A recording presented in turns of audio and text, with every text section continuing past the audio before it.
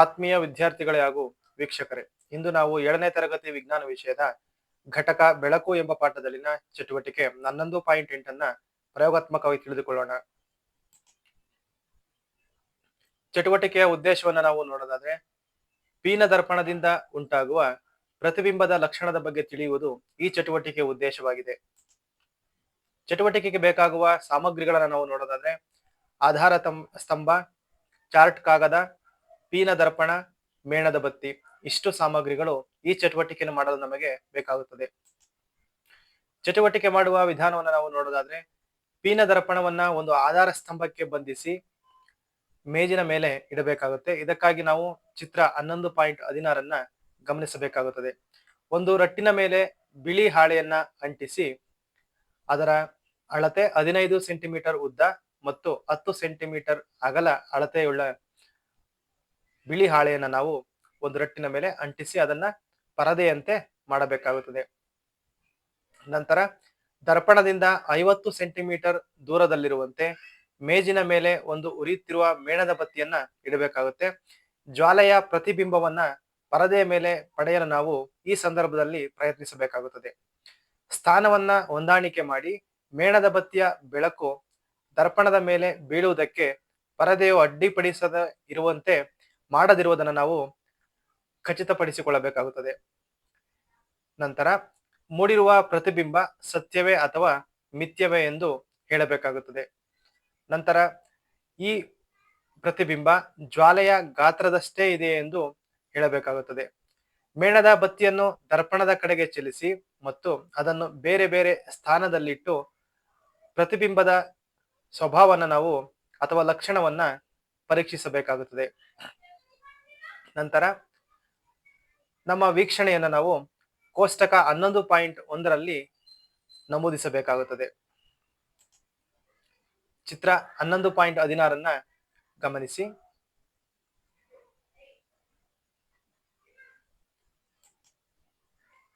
ಚಟುವಟಿಕೆಯನ್ನು ನಾವೀಗ ನೋಡೋಣ.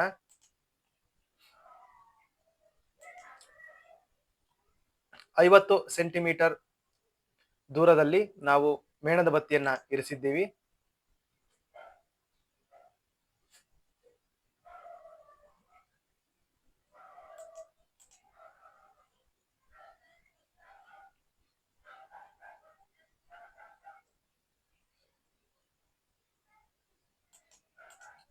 ಪರದೆಯ ಮೇಲೆ ಪ್ರತಿಬಿಂಬವನ್ನ ಪಡೆಯಲು ಪ್ರಯತ್ನಿಸ್ತಾ ಇದ್ದೀವಿ.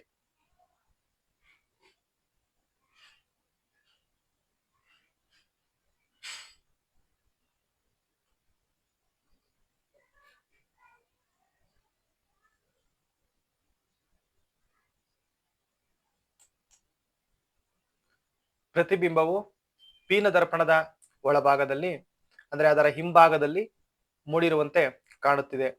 ಇದು ನೇರವಾಗಿದೆ, ದರ್ಪಣದ ಒಳಭಾಗದಲ್ಲಿ ಇರುವುದರಿಂದ ಮಿಥ್ಯವಾಗಿದೆ ಹಾಗೂ ವಸ್ತುವಿಗಿಂತ ಗಾತ್ರದಲ್ಲಿ ಚಿಕ್ಕದಾಗಿದೆ.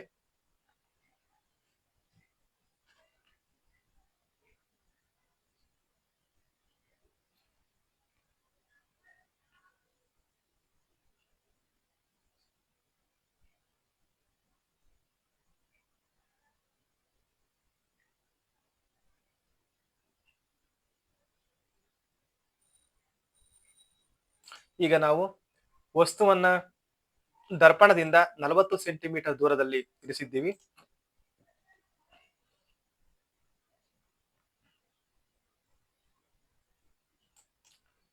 ವಸ್ತುವಿಗಿಂತ ಚಿಕ್ಕದಾದ ನೇರವಾದ ಮಿಥ್ಯ ಪ್ರತಿಬಿಂಬ ಉಂಟಾಗಿದೆ.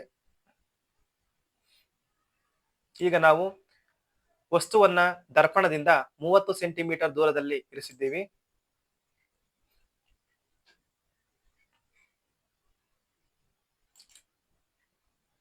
ವಸ್ತುವಿಗಿಂತ ಚಿಕ್ಕದಾದ ನೇರವಾದ ಮಿಥ್ಯ ಪ್ರತಿಬಿಂಬ ಉಂಟಾಗಿದೆ. ಈಗ ನಾವು ವಸ್ತುವನ್ನ ದರ್ಪಣದಿಂದ 20 ಸೆಂಟಿಮೀಟರ್ ದೂರದಲ್ಲಿ ಇರಿಸಿದ್ದೀವಿ.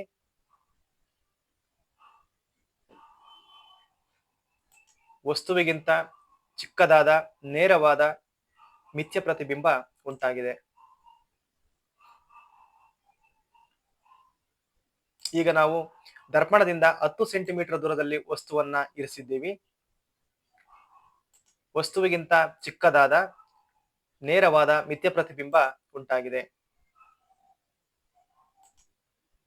ಈಗ ನಾವು ವಸ್ತುವಿಗಿಂತ 5 ಸೆಂಟಿಮೀಟರ್ ದೂರದಲ್ಲಿ ವಸ್ತುವನ್ನ ಇರಿಸಿದ್ದೀವಿ. ವಸ್ತುವಿಗಿಂತ ಚಿಕ್ಕದಾದ ನೇರವಾದ ಮಿಥ್ಯ ಪ್ರತಿಬಿಂಬ ಉಂಟಾಗಿದೆ.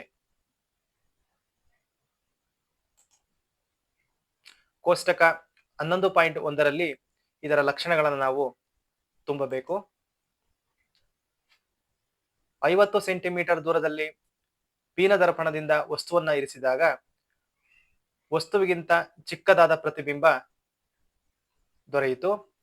ನಂತರ ನೇರವಾಗಿತ್ತು ಹಾಗೂ ಮಿಥ್ಯವಾಗಿತ್ತು. 40 ಸೆಂಟಿಮೀಟರ್ ದೂರದಲ್ಲಿ ಇರಿಸಿದಾಗ ಪ್ರತಿಬಿಂಬ ವಸ್ತುವಿಗಿಂತ ಚಿಕ್ಕದಾಗಿತ್ತು, ನೇರವಾಗಿತ್ತು ಹಾಗೂ ಮಿಥ್ಯವಾಗಿತ್ತು. ವಸ್ತುವಿಗಿಂತ 30 ಸೆಂಟಿಮೀಟರ್ ದೂರದಲ್ಲಿ ದರ್ಪಣದಿಂದ 30 ಸೆಂಟಿಮೀಟರ್ ದೂರದಲ್ಲಿ ನಾವು ವಸ್ತುವನ್ನ ಇರಿಸಿದಾಗ ಮೂಡಿದ ಪ್ರತಿಬಿಂಬ ವಸ್ತುವಿಗಿಂತ ಚಿಕ್ಕದಾಗಿತ್ತು, ನೇರವಾಗಿತ್ತು ಹಾಗೂ ಮಿಥ್ಯವಾಗಿತ್ತು. ವಸ್ತುವನ್ನ ದರ್ಪಣದಿಂದ 20 ಸೆಂಟಿಮೀಟರ್ ದೂರದಲ್ಲಿ ಇರಿಸಿದಾಗ ಮೂಡಿದ ಪ್ರತಿಬಿಂಬ ವಸ್ತುವಿಗಿಂತ ಚಿಕ್ಕದಾಗಿತ್ತು, ನೇರವಾಗಿತ್ತು ಹಾಗೂ ಮಿಥ್ಯವಾಗಿತ್ತು. ದರ್ಪಣದಿಂದ 10 ಸೆಂಟಿಮೀಟರ್ ದೂರದಲ್ಲಿ ನಾವು ವಸ್ತುವನ್ನ ಇರಿಸಿದಾಗ ಮೂಡಿದ ಪ್ರತಿಬಿಂಬ ವಸ್ತುವಿಗಿಂತ ಚಿಕ್ಕದಾಗಿತ್ತು, ನೇರವಾಗಿತ್ತು ಹಾಗೂ ಮಿಥ್ಯವಾಗಿತ್ತು. ವಸ್ತುವನ್ನ ದರ್ಪಣದಿಂದ 5 ಸೆಂಟಿಮೀಟರ್ ದೂರದಲ್ಲಿ ಇರಿಸಿದಾಗ ಮೂಡಿರುವ ಪ್ರತಿಬಿಂಬ ವಸ್ತುವಿಗಿಂತ ಚಿಕ್ಕದಾಗಿತ್ತು, ನೇರವಾಗಿತ್ತು ಹಾಗೂ ಮಿಥ್ಯವಾಗಿತ್ತು. ಆತ್ಮೀಯರೇ, ಇದುವರೆಗೂ ಈ ಚಟುವಟಿಕೆ ಬಗ್ಗೆ ಮಾಹಿತಿಯನ್ನ ಹಂಚಿಕೊಂಡ ನಾನು ಮೋಹನ್ ಬಾಬು BS ವಿಜ್ಞಾನ ಶಿಕ್ಷಕರು, ಸರ್ಕಾರಿ ಹಿರಿಯ ಪ್ರಾಥಮಿಕ ಶಾಲೆ ನಾಗಬೇನಾಳ, ಮುದ್ದೆಬಿಹಾಳ ತಾಲೂಕು, ವಿಜಯಪುರ ಜಿಲ್ಲೆ. ಧನ್ಯವಾದಗಳು.